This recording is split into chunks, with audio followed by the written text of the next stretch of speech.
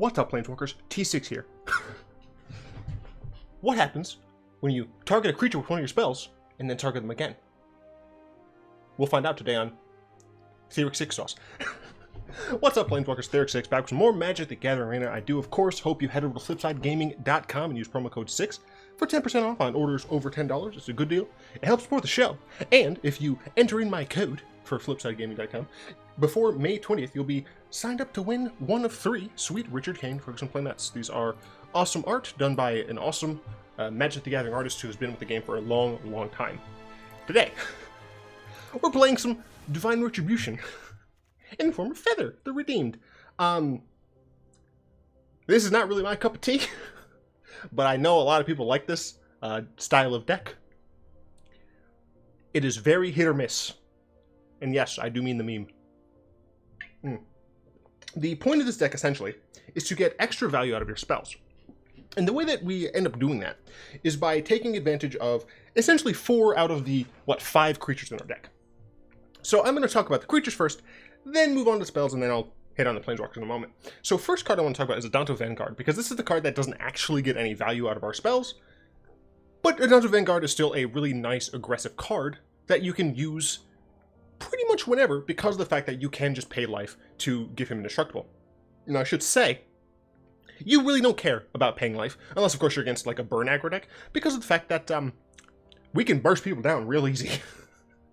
That said, there are some situations in which we can't burst people down real easy.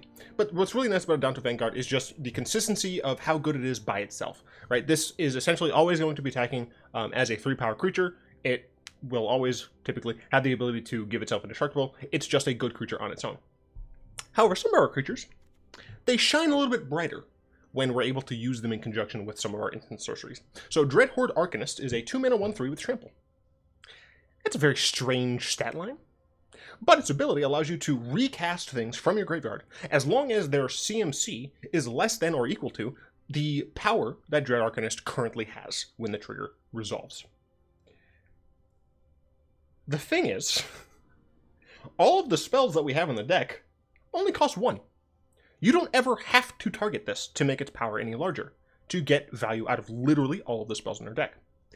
That said, there are some situations where, post-sideboard, if you are playing this in best of 3, you would want to boost this card's power, but the fact of the matter is, you're going to be able to get essentially 2 for 1 on your spells, and that's always very nice. The fact that this has 3 toughness already means that it's going to be able to attack in relatively easily in most situations, and the fact that it has trample means that if you do end up pumping this creature's power, you're going to likely get through for some amount of damage. That said, 10th District Legionnaire is a slightly better in terms of what to target things. As I said, Dreadhorde Arcanist does not need to be targeted by any of your 1-drops because they're all 1-drops. You can just get them back. What's really nice is when you have both of these on the field, and you use 10th District Legionnaire as the targets, because whenever you cast a spell on this 2-mana 2/2 haster, fantastic set line already, you not only get to put a +1/+1 counter on the Legionnaire, making it a 3-power creature or more, but you also get to scry to make your next draws even better. If you're going to be able to have both of these out on the field, play any of these cards, well, except Shock, on the 10th District Legionnaire, you're going to be able to get 2 counters on the Legionnaire, 2 scries, and whatever effect you're getting off of these cards. That is just a fantastic combination. We next move on to a 2-of in Krenko Tin Street Kingpin.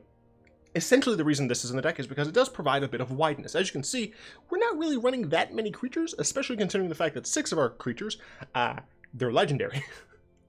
But Krenko just builds up over time and is very helpful. But if you do apply a boost to him early on, you can get him jump-started, essentially, to get a really large army of goblins, and that's always nice to have. Additionally, we do have some nice tricks in our spells that do provide things like indestructibility and things like that. And then, of course, we move on to Feather, the horrifyingly mouthed angel. I'm just seeing that her mouth is super circular. That's horrifying. Great art, but horrifying. Now, she, similar to Dreadhorde Arcanist, allows you to get extra value out of your spells. However, unlike Dreadhorde Arcanist, hers is repeatable. Consistently repeatable. And it can be any number of spells a turn. So that's really cool. So essentially, what happens is, when you cast an instant or sorcery that targets a creature you control, it doesn't have to just be one creature you control. It can be a creature you control and another creature you control. It can be a creature you control and a creature an opponent controls. Or anything in between. And when you do that, instead of it going to the graveyard when it resolves, you exile it and get it back at the end of the turn, meaning you can do it again. Considering the majority of our spells are instants, this means that we can do things at the end of our opponent's turn, we can do things on our turn, we can do combat tricks. It's just great. It's fantastic. She's a 3/4 flyer for 3, which is a decent body by itself, but there's even more of interest going on here. If we have access to a Dreadhorde Arcanist and a Feather, and you cast something with the Dreadhorde Arcanist, instead of being forced to exile that card with the Dreadhorde Arcanist and never getting it back, you can instead, because these are both replacement effects, you can instead choose to exile the creature via Feather, and Dreadhorde doesn't care, it goes to exile anyway, who cares, and then get it back to your hand. So you can functionally rebuy these spells using Dreadhorde Arcanist and Feather together. That's just so much value. Next up, we'll talk about our spells. We're running a single Arrestor, Zeal, and Gird for battle. These are essentially because they only really give plus damage and or are sorceries. So Arrestor Zeal is really nice because it does give a creature +2/+2, which is a decent amount. And if you cast it during your main phase, you can give one of your creatures flying. Just to help it so that you don't throw it into a creature that is going to kill your creature. But it doesn't really do much other than that, and you don't always want to play the sorcery speed. Gird for battle is really strong because it targets up to 2 creatures you control. And I guess technically you can target your opponent's creatures, but you usually don't want to do that. But it's a sorcery, which means you can't really do very fun combat tricks with it, so it's kind of on the weaker side. I could see putting this up a little bit more because being able to get, +2/+2 permanently on cards is really nice, but I just didn't like that as a sorcery. We're then running 4 of Defiant Strike and Sheltering Light. These are kind of protection-y / card advantage cards. So Defiant Strike is really helpful because of the fact that, sure, it gives a +1/+0, but that's not really what you care for. Typically, you're trying to care for the targeting for 10th Legion Discriminator. I'm just going to call her TDL, damn it, because this is hard. To get the triggers on TDL, or to very minorly boost the power of Krenko. But what's really important about this card is that it draws you a card. And the fact that we're going to be able to rebuy so many of our spells, as long as, we get to activate them, we're going to be able to use a card like this to keep digging through our deck and, make sure that we still have something going on. Because this deck is relatively easy to disrupt. Then 4 Sheltering Lights is really nice because it is indestructibility. Unfortunately, there's a decent amount of exile-based removal in the format right now. Let's not talk about that. But if your opponent does try and destroy one of your creatures, you can instant speed, give it indestructible. And you get that extra scry, which is always nice. What is also nice about it is that you can attack in with, say, Dreadhorde Arcanist, and be able to just rebuy this if you have to really get that scry to make sure your next turn is nice, and you won't have to worry about your Arcanist dying. Then we have 4 Reckless Rages. This card is fantastic. This was a Rivals of Ixalan card that just came back out of nowhere thanks to TDL and Feather. Because what it allows you to do is deal 2 damage to a creature you control, and 4 damage to a creature you don't control. Usually, that's kind of bad, because, your creatures might die, but they won't, because Dreadhorde Arcanist has 3 toughness. Adanto, you could, pay for, but usually you just don't target Adanto. TDL will grow larger before this gets a chance to resolve. Feather has 4 toughness, and our good friend Gideon, who is sometimes a creature, doesn't care because he doesn't take damage when he's a creature. So that's a pretty good removal spell, and it's an instant. And we can, oh man, with Feather, we can just buy this back and just shoot things down. Ooh, it's so good. Anyway, then of course we have Shock. Because sometimes we need to just kill our opponent. For what it's worth, this can be used with 10th District Legionnaire and Arcanist on the field. And what you do is you attack, you shock your 10th District you shock your 10th District Legionnaire, getting the triggers. Then you attack Dreadhorde Arcanist, trigger, you get another shock. You can either buff up your 10th District Legionnaire, but I don't know why we would do that if this shock could just go to the face. But what's nice is that in this scenario, you can buff up your Legionnaire and then deal 2 damage to your opponent's face, or deal 2 damage to a creature that's blocked. And that's kind of the more likely scenario where you just want to get through the damage on board as well as pumping your 10th district if you're not going to be able to kill them this turn. Then we move on to our Planeswalkers. I have 1 of each Gideon and Chandra. Gideon's nice because sometimes he's a creature. The ability to give your creatures indestructible and just attack in willy-nilly is very nice. And then the -6 sometimes comes in handy. But what I found is awesome. Often you're just attacking with this card and dealing 4 damage a turn, which is always nice. And then of course, Chandra. So you just need card advantage sometimes in these decks when your opponent plays nothing but removal. so she helps with that. Also, she's really hard for your opponent to kill because of the fact that we can, burn their face with her. So that's nice. This is our mana base. We have some Guildgates because we're never like playing any of these on turn 1 except maybe Shock to a Bird. So it's fine. We're running 22 lands. You could possibly get away with running 21, but in that situation, I probably would cut a Chandra's for, I don't know, another pump spell that draws a card. Are there any of those? I don't actually know, but yeah. I'll talk about the sideboard after the games. Now, I did play 4 games with this, and I did only win 2 of them. I'm going to play another game in unranked, and depending on what happens here, I will decide whether or not to go to ranked or stay here. I also did purchase the Boros thing just for this deck.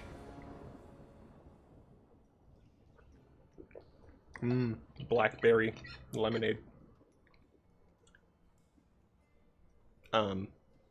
What? Thank you. So this is not actually a very good hand, especially considering the fact that we're going second. What I did during this one, because I assumed this was going to be the case, is I took count of, I took note of not only what deck it was that I was playing against, but also if I went first or second. And fun fact, I lost both the games that I went second, and I won both the games that I went first in. This doesn't have a 2-drop, so I'm just inclined to mulligan here. The shock is potentially helpful, but it's just too slow of a start. This is probably even worse, but we do at least have Feather, and Feather can give us a lot of value with this Defiant Strike, so I'll keep this one. And that's exactly what I needed to see. The risk with this deck is you really need to know when you're going to be using your spells, and when you're going to be deploying your threats, right? Because sometimes you're going to want to leave up things to allow yourself to not get blown out by something. It looks like we're going against mono red. Yes, so we're going against mono red, which is pretty difficult, to be honest, because of the fact that they can just murder our things, but we do want to play our things. Burn going to our Legionnaire is burn that's not going to our face. Feather is a decent-sized creature, so hopefully our opponent is not playing Lava Coil. I'm going to take the damage, force them to use a skewer on 10th District or something, but I do expect to lose the TDL. If it's to a skewer, it's fantastic, yeah. So, that's 3 damage not going to our face. I don't like drawing those, but we're going to get a Feather. As long as they don't have Lava Coil, we should be okay. Chain Roll is okay.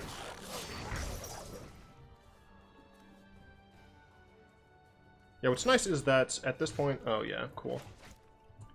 So I'm going to play this tapped, because I don't want to take any more damage. But I don't think it's correct to attack in just yet. No, because there's no way for me to gain Vigilance, and this would be 3, 4, 5, 6 damage. They have 3. Well, because I can Sheltering Light, and I'm definitely going to Sheltering Light at the end of my opponent's turn, most likely. But I think for now I just want to keep Feather alive.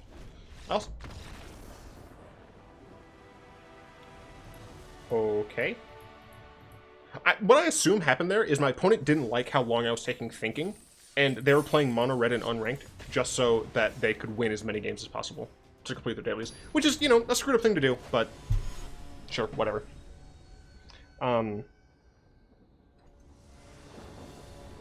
Let's see, this hand is great. This end of this is pretty damn good. Oh god, full Bolus. So that's what I look like when I'm playing Bolus. I don't think I like the fact that this deck sleeve is pointing towards me. I feel like this should be upside down like the sleeves are up here. It just looks weird to me. But, Kesselvine and all that. Our first game was against Bant Control, and we went first, and we won. Because we got to play a lot of spells on our 10th District Legionnaires, and they were like 5/5s or something, like real fast. Our opponent died horribly. Our second game was against Mono Red. You play the mountain here first because you can shock a bird or something if they play it. Nope, they did not.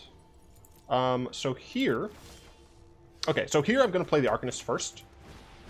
And the reason I prefer... So I may not have played the 10th District Legionnaire last turn. The reason I'm fine with... Oh god, it's Grixis Control. Kill this, don't Thought Erase me. Sure, that's fine. I care a lot less about that card than I do about the 10th District Legionnaire. Unfortunately, though, She probably dies anyway, which is unfortunate. But I didn't expect this to be Grixis Control. I figured that she would be able to die easier to something like a shock. So, yeah, Moment of Craving anyway. I can't save her, right? I target with a shock. She goes up to 3, but she takes 2 damage and dies anyway. I would get to Scry. I would get to Scry and potentially play a Chandra next turn. I'm really thinking about it, but I hope I just draw land. I'm not going to draw land. Oh, land, you're my best friend. We are going to plus, even though we're not going to be able to use whatever we get, because we do want to get to -7. Fire, huh? Sure, I didn't need that. Oh, it's you burning. It's you burning. Leave my Chandra alone, you sack of crap. Yeah, we went against mono red in our second game. Rude. And we were able to kill them because we went first, and we were able to play a Dreadhorde Legionnaire, or a Dreadhorde Arcanist. He died. We played a 10th District Legionnaire, plus another card. Be bad for you.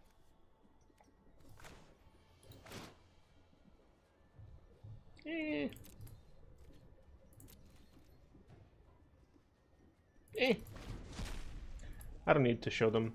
I kind of want them to use another Thought Erasure or something. Plus, if they have a Bolus, I'd rather discard the Clifftop.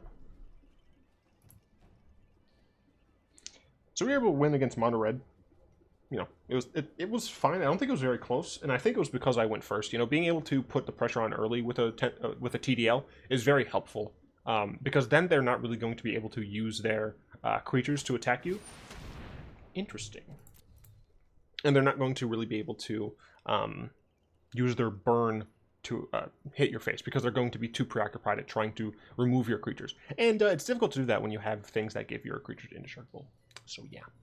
Third game was against Dimir Control. I went second. It was turn 2 Thought Erasure into turn 2 Bolus, or what was it? The blue-black card that does things and stuff. I do not remember what it is. See what I get from this. Alright, sure. So I'm going to play Gideon. Gonna plus Gideon.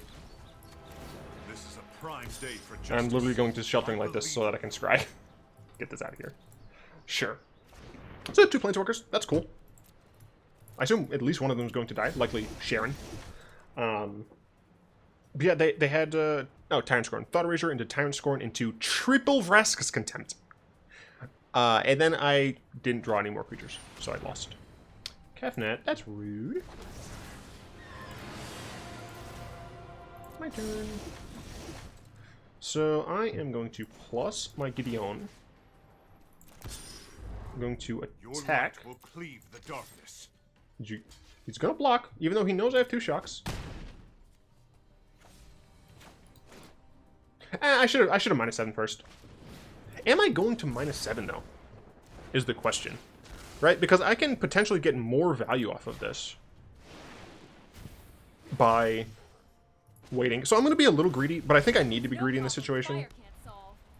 Yeah, I think I have to be greedy in that situation because I need Chandra to stick around to make sure I'm drawing cards, right? And that was my main impetus for putting Chandra in the deck. And the fact that my opponent is spending so much time drawing, so they're going to be able to get their bro dude next turn, but I have this. Or I have the shock. Oh, wait, what? Huh. They hid... I'm just going to shock in response. They re-hid Kefnet from me, which is strange, because I should theoretically know. Scry 4, then draw 2. Yeah, that would be revealed information, I think. So let's go ahead and -7. This domes my opponent for 7, which is fantastic. And I get a bunch of stuff. Not a lot of great stuff. But I'm going to use all of these. So, Foundry it up. Play an Adanto. Gird for battle on both of my creatures. Pump up the jam, pump it up. Because I'm losing these, end of turn. Yeah. Sheltering Light, because why not?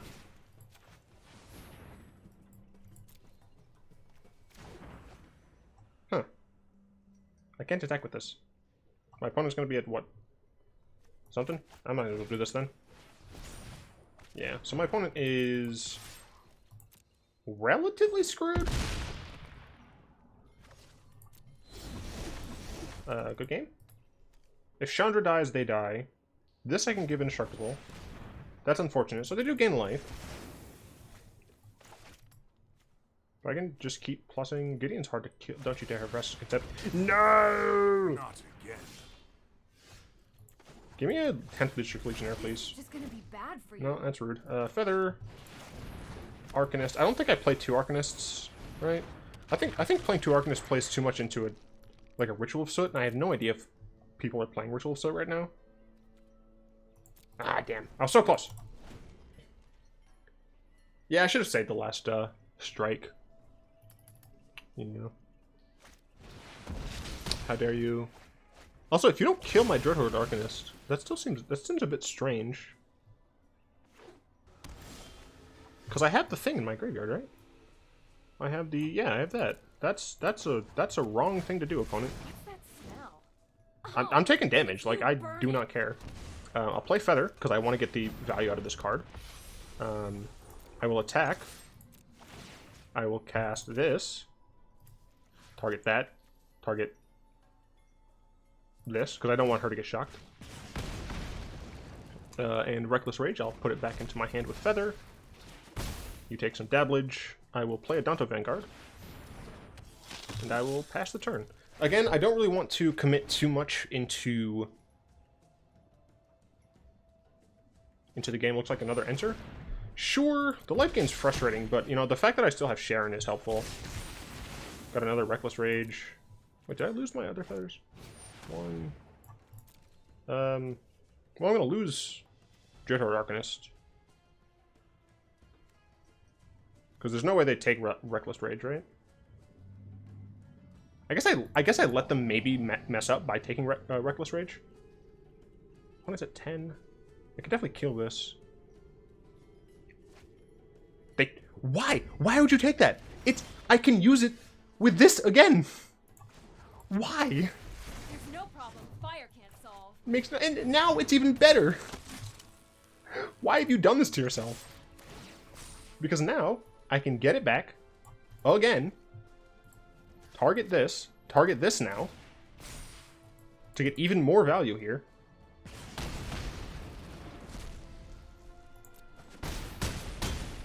They're at 3. I might as well play a land since I know about it. Once again, there's no reason for me to try and add more to the board and play into a board wipe here. Liliana, sure, if you -2, I win on board. That's fine. I sack these. Good game. Sit back and watch it burn. Will you go over there, please? Thank you.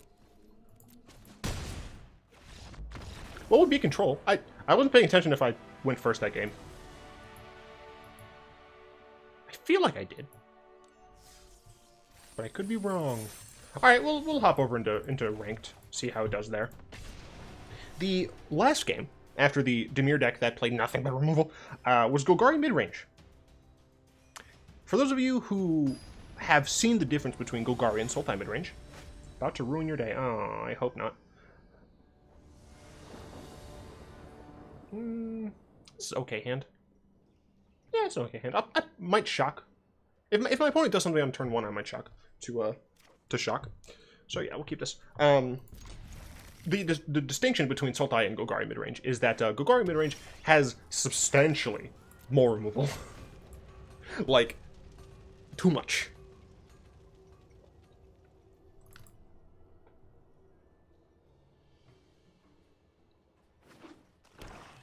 Is it Sakdos? Oh, goodness. Clifftop Retreat. I think I'm gonna go 10th District Legionnaire into 10th District Legionnaire Defiant Strike. I'm a little worried that my first TDL is gonna die, but you know, 2 damage is 2 damage. I don't know, maybe it was correct to play Adanto Vanguard there, although they just have this as a blocker, so, yeah, I don't know. This could be Rakdos midrange, which would... Nope, it's Golgari. It's Grixis. So this might be Grixis Amass. It could be Grixis Mid-Range, Grixis Control. Okay, it's Grixis Amass. Does that make this worse? I think it does, but not by a lot. I can go ahead and play a feather here. Play a feather. Yeah, I think the correct answer is to play feather, hope it doesn't die. And on subsequent turns, I can start getting a lot of value here. I need to kill this before I'm able to kill this. I'm relatively worried about feather. I want to see Defiant Strike on this. It's pretty damn good. I kind of want to draw another targeted spell. Death Baron. Alright, zombies. I see you. We might as well attack for 4. There's not really a reason not to. I can shock that pretty easily. Defiant Strike. So yeah, I want to draw another self-target card to be able to get maximum value. No blocks. Ooh. That is what I'd call maximum value. So we're going to go and kill this. Then, we're going to Reckless Rage this gentleman. Target this. Get some dank scry going on. It's good, but I don't think I need it. I do have these other 2 creatures here. I just want to keep drawing gas. And since I'm going to get the card back end of turn, and this doesn't give indestructibility, I'm going to go ahead and do it again. Maximize my damage. Sacred Foundry, nah. You know, having a 4th land would be potentially nice, but we do already have Gids, and we have those, these 2 spells. So our opponent's already at 8, and we have a way to immediately kill this on their turn. They're actually down to 7, so my opponent theoretically should just be dead here.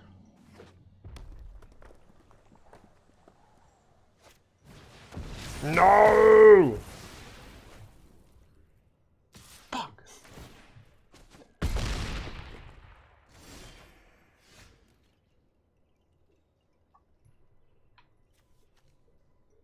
Damn it. I got too cocky. I guess I can kill this with Reckless Rage. It'll be on 7. Then I can block, use this, put it down to 3. This will be at 3. I guess they're still going to gain back to 20. Oh my gosh, I hate you, deck, so much. Ah. I could have done anything though, because I had to use. I used the shock for red, and then I used this for red, so I didn't have a 3rd red to be able to just use it immediately. Ah, fuck. Well, that sucks. I can, I guess, at least Reckless Rage this and go to 1.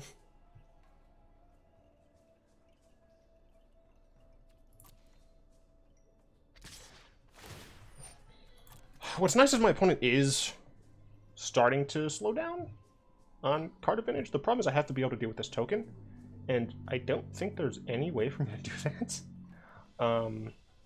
Except, like, blocking the hell out of it. So I'm gonna target this, Shock. Is shock helpful? I don't think so.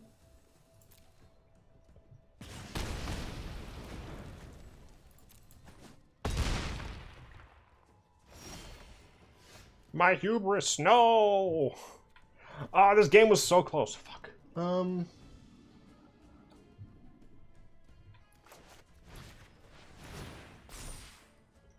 I guess I'm not dead just yet.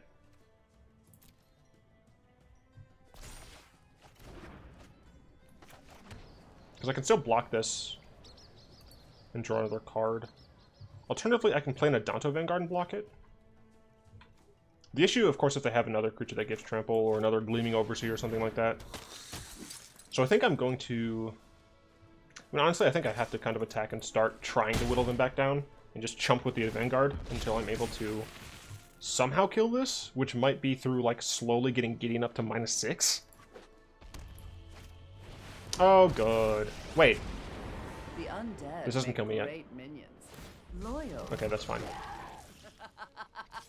Yeah, chump. Rise.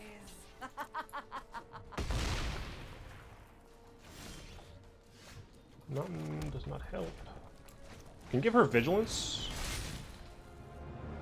Endurer, at your service. I will lend you my strength.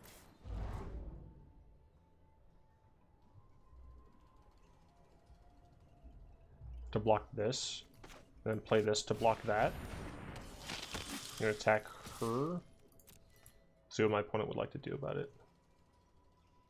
They block it. Okay.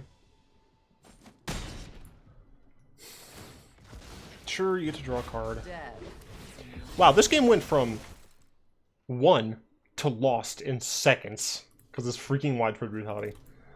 Smelly, but effective. That's death right there. Because we have to double block. And we have nothing. Yeah, this is just a lost cause. Ah, that sucks. It sucks so much. Why? I'll play another one in ranked. I should start singing Feathers by Coheed. There's a scream outside your window. I mean, this is a creature draw if I've ever seen one. Go Vanguard into Legionnaire, Legionnaire, Legionnaire. Fuck it. Let's see if this works. Oh, gotta let go. Capture planeswalkers. Fire the laser. Oh god, more Grixis Control. Waiting for the turn 2 Thought Eraser. There. Aw, what the fuck is this?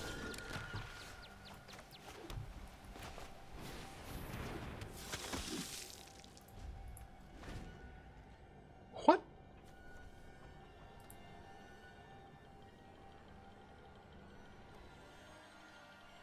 Is it the spirits or something? What is this?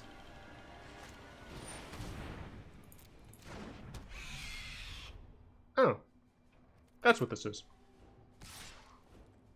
Interesting. I'd like a shock or something, please. That'd be great. That's not a shock. It is a blocker, but I can't do that. Shoot.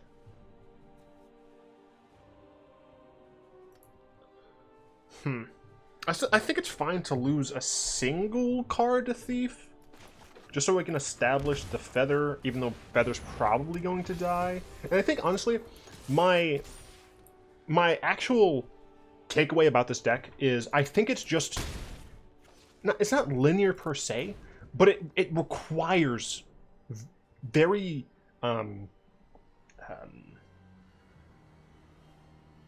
susceptible cards, is what I'll say. You know, you really need to make sure that you have not only a creature, but a creature that gets value out of casting your spells, and you have to keep getting those spells. Ooh, this is actually fine. No, it's not. What am I talking about? So I can kill this, which is nice. Do I Legionnaire? Legionnaire, kill something? I'm definitely going to attack with this. Fuck off. I'm definitely going to target departed deckhand. Might as well do the one that scries. Oh, it's going to get targeted. It's going to get countered anyway. No. Cancel. Sacrifice it. Yeah, so I think I just lose the spell. I don't think it gets a chance to resolve, so I'd rather use Arrestor Zeal. Because that should just bypass and go to the graveyard. Yep, okay. Sheltering Light, Indestructibility. I think I would rather hold up my Indestructibilities. Let's go ahead and just use one now, though. So we can get the Scry, because we're going to get the card back anyway. Krenko. Krenko might be good to go wide in this situation. I don't know, that could have been wrong. Okay. So opponent going to be able to get through with one Thief, but not two Thief, not red Thief, not blue Thief.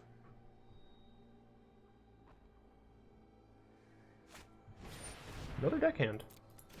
Sure. So yeah, this is just a weird deck that tries to give unblockability. That's very strange. They didn't attack. That's also strange. Gonna scry. With that, I think I'm actually gonna put Krenko to the bottom. Yeah. And look, it's another feather. Ah, shit, I did on their end step. Fuck. Once again, going to attack with the Vanguard. What's really nice is they're just taking lumps here. Right, they're down to 9. And I think I'm going to have to kind of just use a Sheltering Light here to kill this deckhand. Just so that they definitely can't get through. Although, honestly, thinking about it again, I should have just let them, because I just blocked the one that they don't give it blockable to. That was a bad play on my part. Should I play a 10th District Legionnaire? No, I'll play it next turn. I still want to be able to protect Feather. Yeah. Fire the laser. Look, laser's in the background up there. Top right, by the way. Fuck! God damn it. I did it again. It's fine. Now we'll go ahead and play a 10th District. I will attack with both. With both. Actually, I could attack with all 3 here. Because it does force the block. So I attack with these 2, right? That's 3 definite damage from Adanto. That's a potential 3 damage from 10th District. I think at this point, I don't care about them taking spells of mine. Yeah, I think I just go whole hog on them. Force them to block. They have to block at least 1.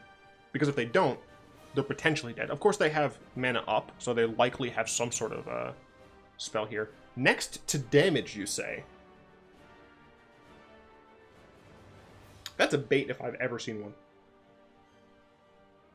So my opponent almost certainly... They know about Sheltering Light, so they know I could kill them here. They almost certainly have a removal spell. And if I were to cast it now, I'd be blown out.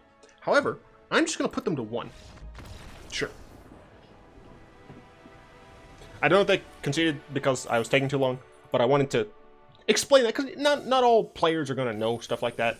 So I think it's kind of my job to try and explain things like that. So yeah, I just think this deck is unfortunately weak. And when I say weak, I don't mean that it's not powerful. Like, it's not powerful in the fact that it can, like, it can't kill people. It can, and fast. I mean, you know, we won 5 out of the 9 games. Is that right? We lost 2, 3. Who knows? We played some number of games. We won some number of them. You know, it can easily kill people, but the fact that it has such a weakness, requiring a combination of these, and to be in the right quantities, to draw them in the right order, is very detrimental. I think I've talked about decks like this in the past that require a specific sequence of things, and to make sure that those things are not removed. And that just leads to a deck that is very hit or miss. And if you like decks like this that are either super insane or they just kind of lose, then, you know, that's totally for you, and I'm not taking away any of that. But if you want something that is consistent, I don't suggest this deck. Fuck, I have to make a deck like this, don't I? Each creature. I have to make... Charm Stray plus clones, I think, is what I'm going to do. Just Charm Stray plus a lot of clones. Wait, does that say named? Where are you at? Check the creature control. Named. Okay. Yeah, it's not typed, so I can't do other shenanigans. So some of the cards that I thought about putting, but I didn't actually. Integrity Intervention is interesting because of the fact that it is just a normal boon. Except in the later game, you can, if you have the mana, and I would suggest running a little bit more lands if you were to go this route, is that you can deal 3 damage to your own Feather and potentially one of your 10th District Legionnaires if they're at that requisite toughness to gain 3 life. And you can do this if you have Feather out every turn, and that's really interesting, and that's a really interesting way of just gaining an excessive amount of life, getting an excessive amount of scry if you're hitting TDL. So it's a really interesting thing that also can just be a pump spell. So I thought that was cool, but it was a little bit too cute. Baffling End is a nice removal. This is if you were to actually play something in the sideboard. This is decent. You know, it comes down early, which really helps with our low mana cost. I was gonna say Tocatli Honor Guard. Tocatli Honor Guard. Stops ETBs. Very helpful. Random Chupacabra is annoying. Many other creatures are annoying. We essentially just bring this in against decks that have these ETBs, these heavy ETBs, and take out the Adantos. Pretty simple as that. Burning Prophet is a card that I feel like is probably really strong, but not as strong as the rest of the cards. I would maybe suggest dropping Adanto if you want to be a little bit less aggressive and a little bit more consistent, because of the fact that she will always, no matter whether or not you cast a thing targeting her, she will always get the boon, and you will always get the scry. So I think that if you want a little bit more consistency in the deck, swap this out for Adanto, or swap this in for Adanto. Lava Coil, it's a sideboard option that you should play like 4 of, because if you're able to, you cast it, get rid of the thing. But if you then pump your Arcanist by 1, then you can get another Lava Coil, and that's pretty strong. History of Benalia is a good card, and that's why I wanted to talk about it here. You can play it in the side, you can play it in the main, but then why aren't you just playing like a good Boros deck? Same with Legion Warboss. It's a great 3-drop, but why not just play it in a good Boros deck? Cough, cough, Tajik. Why not just play it in a good Boros deck? That said, this does prevent non-combat damage that we dealt to your creatures, so that is cool. And he does, give... he has Mentor, which can help your Krenko in the early game, helps your Dreadhorde Arcanist, things like that. But doesn't really fit the deck. We don't have enough slots, etc., etc. Janny gets our 2-drops back. We have a lot of 2-drops, very helpful. Also puts 1/1 counters on things. It's decent. I would say if you're going into a more grindy game, this is probably a good 2 of in the sideboard, to be honest. Exil's Binding is other removal that I think that you can consider, but very similar to Intervention, as well as a Johnny, I should say. You would want to bring in some number of additional lands since we're only running 22. I could see including things like a Johnny and Ixalan's Binding and including 1 additional land in the sideboard to bring in when you bring those other cards in as well. That is, so I should mention to some of the new players who haven't done a lot of best of 3 stuff, that is something that plenty of pro players do, and they don't do it just because. They do it because sometimes they want a main deck that is, relatively low to the ground, very linear, things like that. But when they're coming into the sideboard, they know that sometimes they're going to need to expand that endgame, make it so that they can actually survive a little bit longer, have a little bit more powerful spells. And one way they do this is by inflating their land count via the sideboard. So that's something to consider if you do end up playing this deck. Heroic Reinforcements is a strong card, but just play Boros if you're going to play Heroic Reinforcements. Lyra, I wanted to talk about her because some people might say, well, why aren't you playing Lyra? Feather's an angel. I will make an Angels deck that includes like 3 colors? 4 colors? It might be 4 colors, I think. But Lyra costs too much for this deck. I've rambled on way longer than I need to. Apologies for no video yesterday.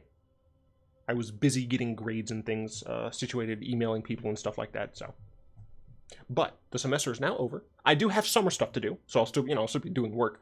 But I plan on getting a consistent Twitch streaming schedule down, which I will try my best to announce to you all when I figure it out. And I'm maybe going to be able to do more double video days. So that's something to look forward to. And I could not have done it without the lovely patrons, especially Salamander, Croft, Zin, and Rexel. If you'd like to join them in supporting me over on Patreon, you'll find links at that down in the description below. Or you can just hit the join button. Become essentially a $5 patron. In the description, you'll also find links to my Anthrop account, where I host all of my deck lists, including this one, and links to my Discord server, where I plan on becoming more active, because it'll be summer, and I won't be busy doing work all the time. That said, I do really hope that you've enjoyed this exploration of Feather. I do hope that my analysis, even if it is not the best analysis for a deck like this, because it's not really my style, has given you some help in some way. And if it did, I do hope you press that like button. Tap that like button, add a subscription to your mana pool, cast a comment in the comment section down below, pass the turn and the vid to some of your friends, and of course, until next time, all will be one, and apparently people actually have to ring the bell. Fucking YouTube is a disaster. I can't believe that I'm trying to do things on this website, whatever.